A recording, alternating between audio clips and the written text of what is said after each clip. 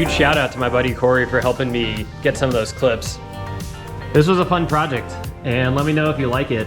If I was to rebuild this thing, I would do it a little bit differently. I'll add some links in the description on how to make it, and thanks for watching this video. See you guys next time.